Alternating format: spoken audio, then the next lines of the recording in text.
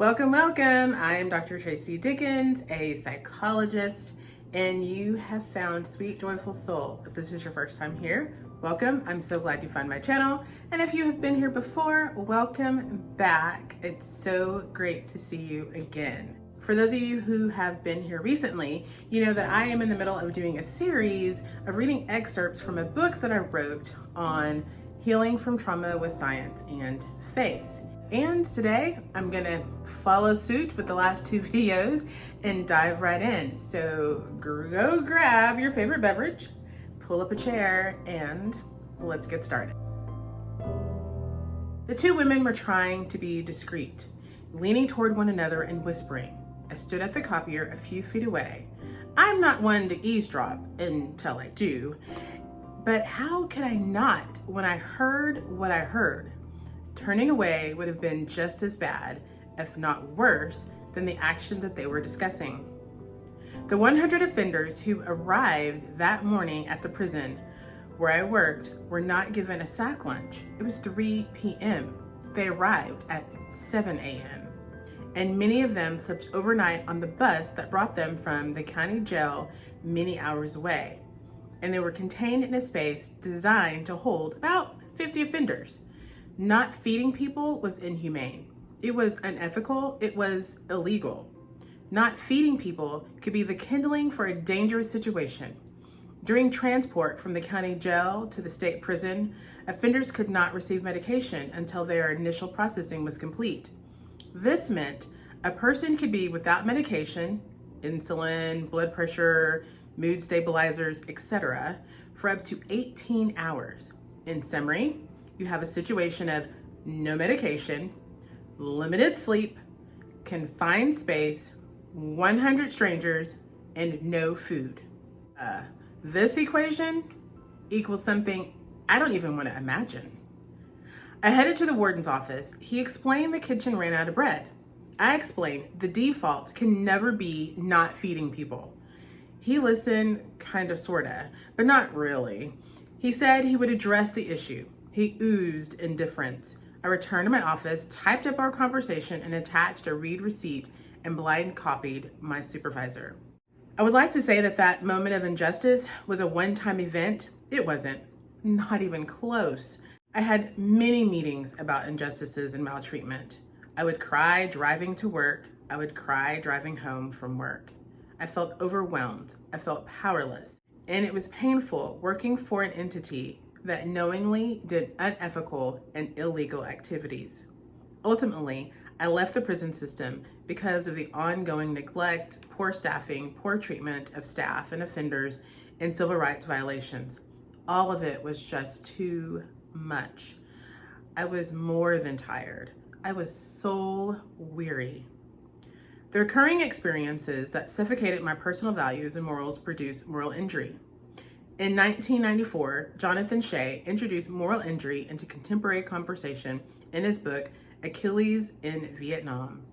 Once again, soldiers were the megaphone for pain. Young men who were God-fearing when they left home returned home convinced they were destined to an eternity in hell because of what they had seen and done. Dr. Shea defined moral injury as a betrayal of one's rights in a high-stakes situation by someone who holds power. Another common definition is the injury of an individual's moral conscience resulting from an act of perceived moral transgression. It results in profound shame. Personally, I define moral injury as an assault on the soul of humanity. Strong words, I know. To understand the impact of moral injury, you must understand morals. Morals, from the Greek word mos, means customs. It's the ideas about right and wrong that make us a good person. For example, honesty, compassion, and understanding. This is different from ethics, which is from the Greek word ethikos, meaning character. Ethics describes behavior that is right or wrong. They are the rules and the guidelines that guide our actions. You can have the moral belief that killing is wrong, but as a soldier, you are ethically required to kill to complete the mission. Morals don't have to be ethical, and ethics don't have to be moral. This very real fact is the breeding ground for moral injuries. When you and I violate what we believe makes us good, even if it is ethical, it injures the view we have of ourselves. Many careers present with daily moral injuries. The doctor who chooses who will get a medication that is limited in supply, the veteran who shoots a child carrying a bomb, the firefighter choosing which scream to run towards in a burning house, a child not telling the parent about the molestation they're experiencing from the parent who's supposed to love them. Moral injuries are entangled in complicated situations. Sometimes leaders withhold information, obscuring what is right and wrong in the veil of deception. Sometimes we see what is right and want to do the right thing. We feel the tug in our stomach. We feel the prick in our heart. The internal conflict is so real, it's visceral. The cost of doing the right thing is inconvenient, possibly leads to rejection or puts you in harm's way, but not doing the right thing, well, facing situations that force us to reaffirm or compromise our goodness is inevitable. However, if the situations are ongoing and options for change or control are absent, we doubt our worth and goodness. For some, this ongoing doubt and separation from themselves reveals symptoms strikingly similar to PTSD.